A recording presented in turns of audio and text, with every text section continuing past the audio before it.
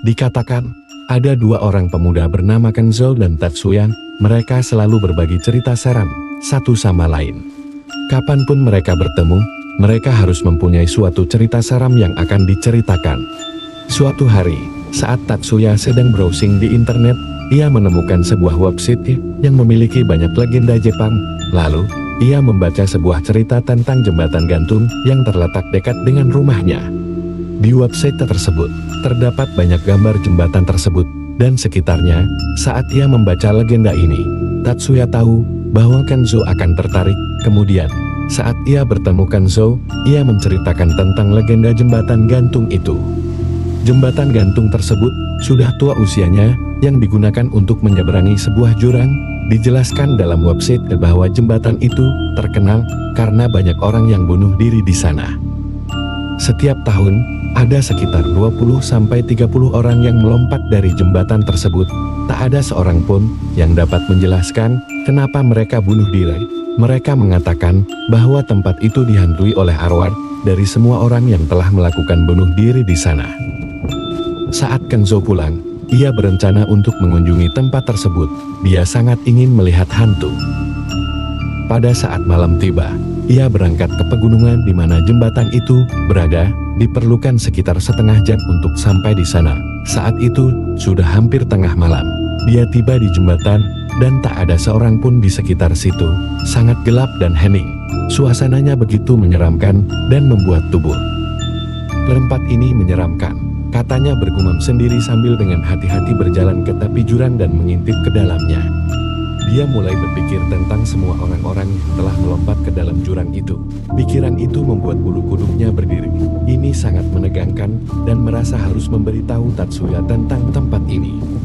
Dia mengeluarkan handphonenya dan mulai memencet nomor. Tapi dia tersadar bahwa di sini adalah tempat yang tinggi, dan jauh dari jangkauan sinyal. Dia melihat ke sekeliling, dan mendapati telepon umum tak berada jauh darinya. Ia menuju telepon umum tersebut, memasukkan beberapa koin, dan memencet nomor Tatsuya. Halo, Tatsuya. Tebak aku sedang berada di mana? Aku sedang berada di jembatan yang kau ceritakan itu. Pemandangannya luar biasa. Kamu harus datang ke sini suatu hari. Ya, maunya sih begitu. Aku sudah melihatnya di foto-foto di web. Tunggu dulu. Dari mana kau meneleponku? Oh, handphoneku tak mendapatkan sinyal. Jadi aku meneleponmu dari telepon umum di sekitar sini. Telepon umum? Tak ada telepon umum di sana. Aku sudah melihatnya di foto. Apa yang kau bicarakan? Aku berada di telepon umum tepat di depan pintu masuk ke jembatan. Tunggu, lebih baik aku pergi. Ada antrian orang di luar menunggu untuk menggunakan telepon. Aku akan menelepon kau ketika aku sampai di rumah. Tidak, Kenzo. Jangan keluar dari tempat itu. Aku tahu tempat itu. Aku akan segera ke sana dalam 30 menit. Apapun yang kau lakukan, jangan bergerak. Ada apa sih?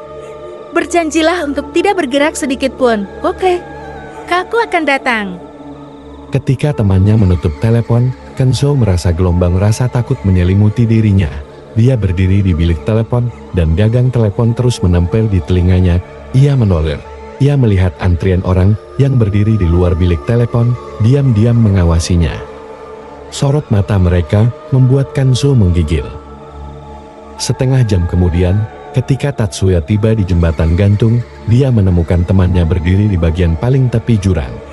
Dia memegang ponselnya di telinganya, tidak ada bilik telepon, dan tidak ada antrian orang yang menunggu untuk menggunakan telepon. Jika Kenzo bergerak 1 inci saja, ia akan jatuh dari tepi jurang dan jatuh ke dalamnya.